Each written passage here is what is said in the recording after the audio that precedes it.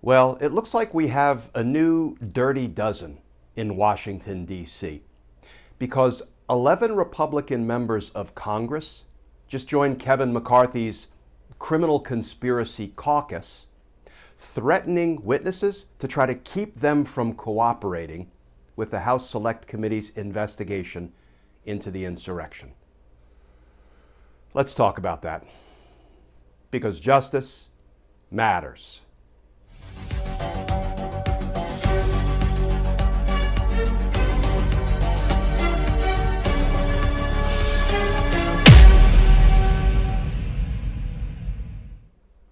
Hey all, Glenn Kirshner here.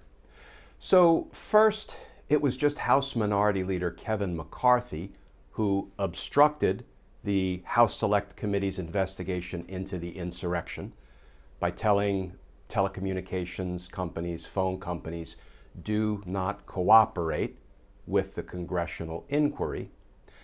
But now, 11 Republican members of Congress have joined Kevin McCarthy's criminal conspiracy caucus.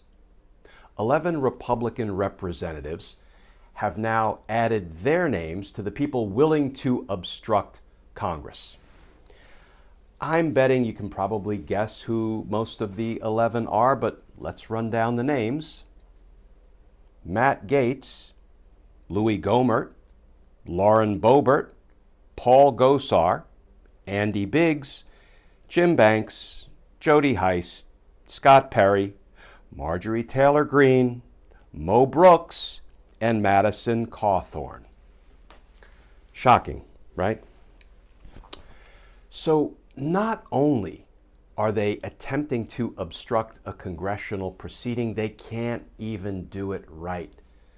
I don't know if we should call them the Dirty Dozen or the Hapless 12, but under the heading, "You can't make this stuff up," here's what Forbes just reported about the Dirty Dozen's efforts to obstruct Congress.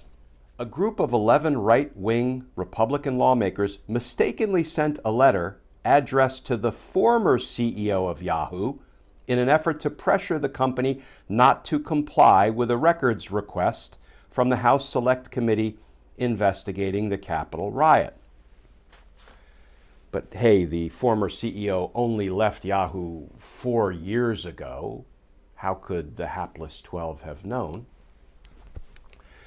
But make no mistake about it, folks. By this Dirty Dozen telling witnesses not to cooperate with the congressional investigation, they are committing the crime of obstructing congressional proceedings.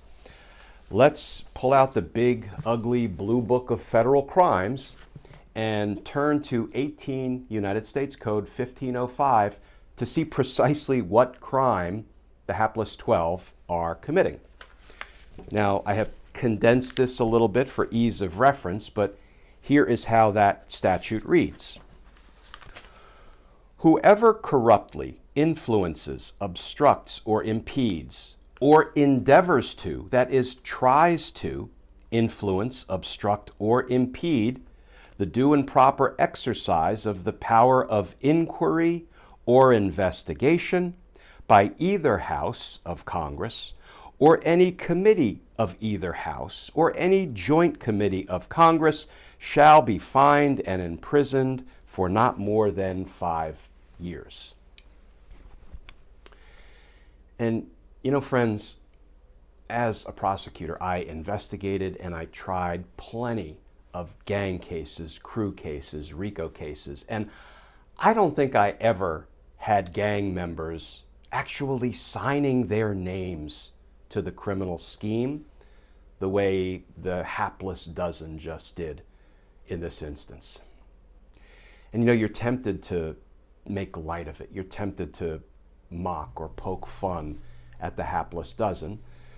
And I'm reminded of something my mom always used to say when we were roughhousing. She would say, you know, it's all fun and games until somebody loses an eye. You know, and with this hapless 12, it's all fun and games until someone loses a democracy. You know, let's hope that the Dirty Dozen's games end in accountability, end in a criminal indictment. Because justice matters.